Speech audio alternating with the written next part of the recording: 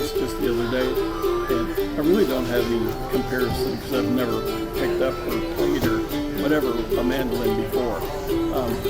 After it came, I did look at the chord chart that they gave and some YouTube videos and tried to get an idea of a couple of chords so at least I could play something.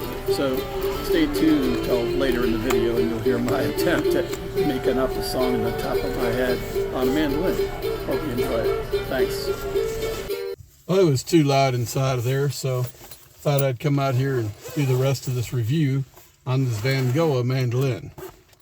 Now, it does come with this nice padded little case here, and come with a few other things, including this strap, but I tied this on here because I've been playing a little bit, and if you can see, it's got this nice little tail piece right here. I don't know if that'll show up in focus, but it looks pretty nice. And the strap, I would rather have like a button here. I could probably drill a hole. I've had to do that in guitars before, and then put one here so I can attach it here. But for now, I just tied it off to the headstock here. It's kind of inconvenient if you're trying to do certain chords up in here, at least chords that I found on the information that came with it. But the people say a mandolin is really hard to tune. I tried to tune it, and to me, it's about the same thing as trying to tune a 12-string guitar, but I have never even picked up a mandolin before this. So when this one was sent to me, I had no idea. It's kind of a, what do I think of it? I don't really have anything to compare it to, but I do know that if you look at the bridge, if you can see that, the bridge is a lot higher on this side. It's kind of cattywampus here, if you can see that. See how that's kind of like higher up on this side? And so I don't know if they're supposed to be that way. Like I said, I don't have anything to compare it to. I'm going to probably try, and after I do the review, I might try and drop it down and level it out and see if it makes a difference, because you can see the action is kind of high. So when I get up here like by the 12th fret, it takes a lot of push to get it. And if you're trying to cram fingers into like a, what, inch and a half inch, inch and a quarter inch, whatever space, and cram your fingers in there to form a chord, you don't want to have to be trying to mash down fingers. But it's not really bad. One of the things that I did notice right away, though, is that if the neck starts to bend, there's not a lot of recourse you have on this mandolin. Now, like I've said, I have nothing to compare it to. I don't know what other mandolins do, but I'm sure that better mandolins, higher quality mandolins, have a truss rod going up through the neck so that you can adjust it. This has no truss rod. So if it starts to bend or starts to warp or whatever, you really can't adjust that.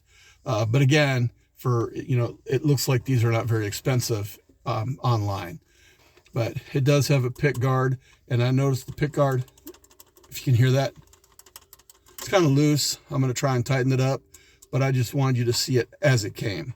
So this will probably have to get tightened up. But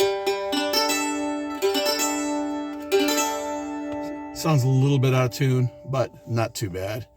It was more out of tune. I tuned it, and then I was kind of like trying to play it. It does come with something that's very helpful, especially to someone like me, which has never had a mandolin before.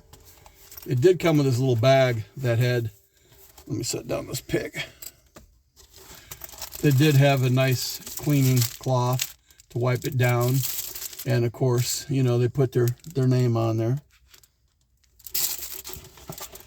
And a tuner. This was in a box. I had to take it out of the box.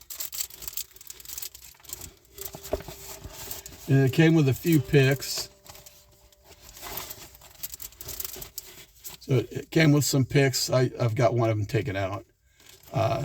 Came with a little owner's manual, which eventually I'll look at. Maybe it'll tell me some stuff that I might need to know. But you know how we are. We don't always look at stuff like that. And it came with an extra set of strings. And one of the things that was really helpful, it came with this little chart that shows you some different notes if you don't know how to figure out what notes are what based on what string you're on. I know how to do that, so I don't really need this, but you know, if you're a very, very beginner in music, you may need to know that.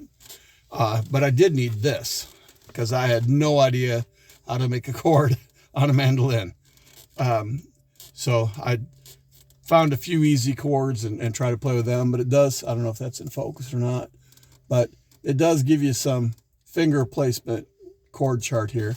And that's really helpful because it did help me. I went online on, you know, YouTube and stuff, and I found a few places that had, or, you know, a few channels that had some basic, you know, chord patterns that they were showing people and stuff like that. But, so all I learned is a couple of little chords like, you know, that's a G, it's really simple, a C, and that's a D. It's pretty simple. Yeah. But when you play these mandolins, it makes you just kind of want to sing some silly song. It's like, there's a meadow on the mountain, the grass as green as it can be. There's a meadow on the mountain, come along and go with me.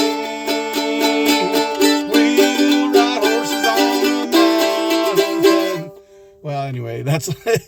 Just makes you want to sing. I might write that as a song sometime, but it does that. So when you play a mandolin, it's pretty simple to learn a couple chords, and it just makes you want to sing. It's kind of cool. But there you go. This is a Vangoa mandolin. Like I said, I don't have anything to compare it to, so my first response is that it's pretty decent for, you know, what they're asking for them. I do like this fancy little tailpiece here. I think that's real pretty, if that'll come in focus. I think that's kind of pretty.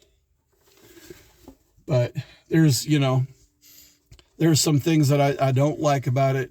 But then again, if I looked at other mandolins, you know, as far as I know, maybe even a real high-end, you know, like $10,000 mandolin, you know, might have the same features. I just don't know. But maybe that's what I need to do, is go to a guitar shop and look at some other mandolins and compare. Because if they're all like that, well, you know, then I can't really say it's a flaw, because if everybody does it, then that's just the way they are. But there you have it. I like this kind of sunburst pattern. I think it's kind of pretty. You know, not really a super fan of it being sunburst in the middle of the headstock, but some people like it. But anyway, I'll finish writing one of the songs I'm kind of messing around with, and we'll play it later and see what you think. But there's the review of this Vangoa mandolin. Thanks for sending it to me. I said I'd only do videos, you know, reviews, if they were fair and honest. My first impression is it's nice. I just don't have anything to compare it to. But it's pretty simple to play. So if you've ever thought about getting into a mandolin, you don't have a lot of money to invest, you know, you may want to look at something like this. But anyway, thanks for watching. I appreciate y'all. And remember to live your lives with the heart of a Viking warrior. Bye for now.